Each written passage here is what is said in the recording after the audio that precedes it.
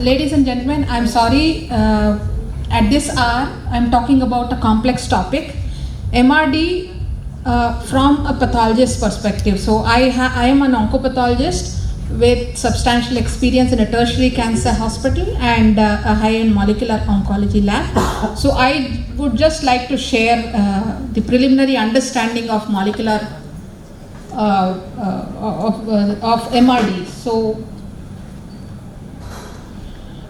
MRD, just for the novice, before we move on to MRD, we need to understand a little about circulating cell-free DNA and circulating tumor DNA.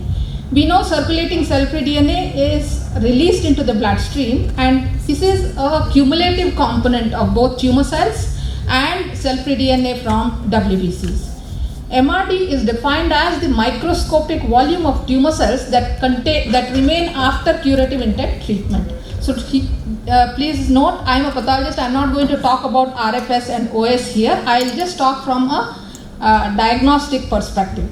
So the MRD, as we define, it's a microscopic volume of tumor cells that remain after curative intent treatment, yielding significantly lower levels of ctDNA in plasma.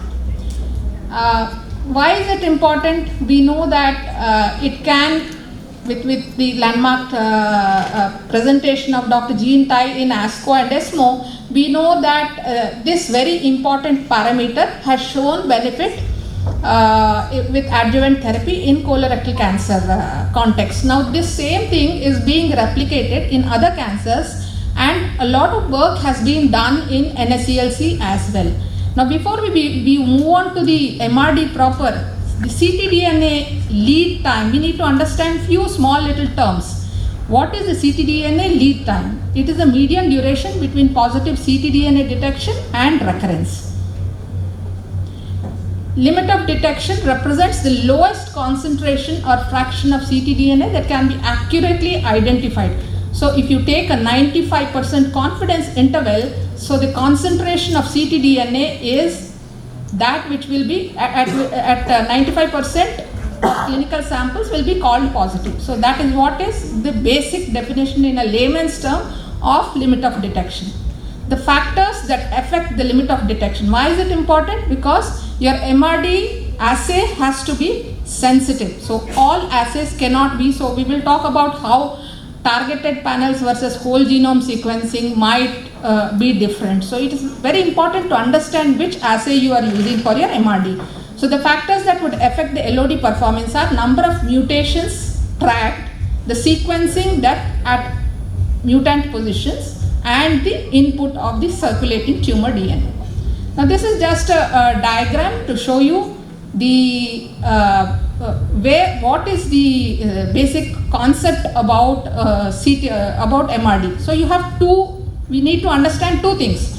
One is a tumor informed and a tumor naive or tumor uninformed. So the basic difference is that in tumor informed, you have done the sequencing of the primary tumor. It could be before surgery, it could be on a biopsy, it could be on a resected sample, and we have looked at what are the mutations of the patient, did a preliminary analysis, and then you track these mutations. So these are patient-specific mutations by any technology. It could be ddPCR, it could be NGS, it could be others which I will be talking about. Now if you have done this, then that is called a tumor informed. So you essentially know what is the baseline, and you are just taking whatever 2 or 3 mutations that you have identified of that patient, and you design primers or probes, and then track these mutations over a period of time, post-surgery in case of a resectable NSCLC, and otherwise if it is a plasma. So when we call it tumor naive or tumor uninformed, so this is on the blood, wherein you do not have any tissue sequencing done at baseline. You are just doing a whole genome sequencing of a specified panel, and then identifying those mutations, we are following it up over a period of time during the therapy. So this is the basic difference between a tumor informed and a tumor uninformed or tumor naive sample. So this was the trial that I was talking about of, I'm sorry, I think here I am seeing different. Yeah, so this was Dr. Jean Tai's presentation, wherein she had shown that if in a case of colorectal cancer with curative intent surgery, ctDNA was positive, adjuvant therapy was needed and recurrence of this disease was high, as opposed to ctDNA negative samples where the chance of the risk of recurrence is low, and possibly you can avoid adjuvant therapy in that setting. Now we are trying to look at the same premise on lung cancer, that is NSCLC. So this is the basic difference between tumor informed and tumor uninformed approach that I have just alluded to. Now again, to reiterate, this is a very important concept to understand about minimal residual disease or measurable residual disease or molecular residual disease, however you call it. The basic difference is to understand whether it is tumor informed or tumor naive.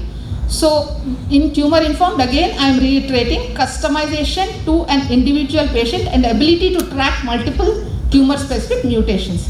Now what are the advantages and disadvantages? The problem with tumor informed is you need a longer lead time, that is the turnaround time increases because you have to design the primers specific to patient's mutation, as opposed to a standard panel that you would do on a tumor naive or a tumor uninformed panel.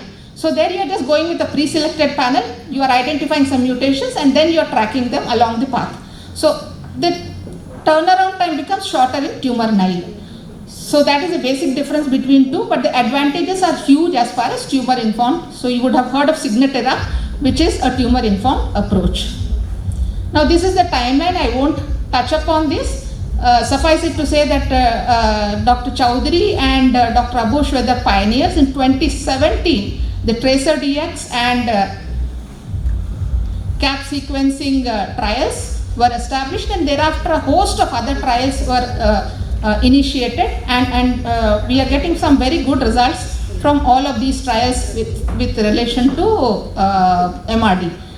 Again, I would skip this. This is available on the net. So these are the different methodologies. So if you look at this slide shows that the ctDNA lead time, that is the median duration between a positive ctDNA detection and recurrence of tumor, the average lead time across all these studies is about 179 days. So that would be roughly about 6 months time plus or minus 74 days. This is the trial, the first trial that had taken up, that had been done by Dr. Adel Chowdhury, wherein they had recruited 255 blood and tissue samples from 40 patients. They also added 54 healthy adults to establish the chip mutations which you need to rule out in these cases. So this is another dynamic trial, which was the first prospective study to evaluate perioperative dynamic changes in ctDNA. Now this study was very important. They said 3 days after surgery is the base value of lung cancer postoperative surveillance. That means you have to do a blood sampling 3 days, which was different from what had been established. So here if you can see, the A, B, C indicate the half-life clearance on the y-axis, and x-axis it is P1, P2, P3. So I won't touch upon this in interest of time. CHIP, we all know these are age-related expansion of hematopoietic cells. So as we age, especially from 5th decade of life, we start having, there'll be accumulation of recurring somatic mutations which might not be pathogenic, but these would skew the results on your circulating tumor DNA or on your liquid biopsy. So it's very important we have proper filtering approaches in our bioinformatics analysis to exclude germline mutations. Now this is a CHIP noise. So one of the solutions is you sequence the peripheral blood mononuclear cells at the same depth as you sequence the primary tumor. Now what are the bottlenecks? Which assay for which tumor, which cutoff for circulating tumor DNA level, how to assess clonal hematopoiesis or CHIP, what's the turnaround for getting the report, whether you should do in-house or outsource it, setting up external quality assurance programs, the cost and reimbursement. So many bottlenecks around this, but it is going to be soon the standard of care, and the potential solutions are you benchmark for each type of tumor, large prospective studies, Clinical utility needs to be studied, multi-center independent studies, and the sustainability of testing processes. So this is the design which has been proposed by Dr. Adal Chaudhary and Bruna Pellini, so which looks at both resectable and non-resectable lung cancer available on the net. Now this is a very important slide, busy one, but just to show you what are, I'm sorry here it's very small, I'm not able to see it, but the different platforms that are available are Signatera, which is a tumor informed. So if you see all those 5 at the top are all tumor informed, and the 2, that is the Guardant Reveal and Delphi, these 2 are the tumor naive, or it is done on plasma samples. Now the new one is of course the Avenio, which is supposed to be the next generation along with the facet sequencing. Here you have 3 panels, targeted, which is on the 12 genes that are recommended by NCCN, expanded, which includes STK11, KEAP, etc., and a surveillance which includes 197 genes, which includes SNVs, indels, fusions, and CNAs, as my predecessors had spoken about. So to summarize, these are the few trials. One is at Stanford, one is at University Health Network at Toronto. And to summarize, this is already prognostic relevance of MRD has been proven, predictive is yet to be proven, and lack of standardization regarding what is the optimal time point for ctDNA MRD interrogation still remains a question. Assay sensitivity and specificity vary depending on whether ctDNA is analyzed at a single post-treatment time point or integrated across multiple time points. So ongoing clinical trials are expected to provide more evidence regarding the predictive value of MRD. Thank you so much.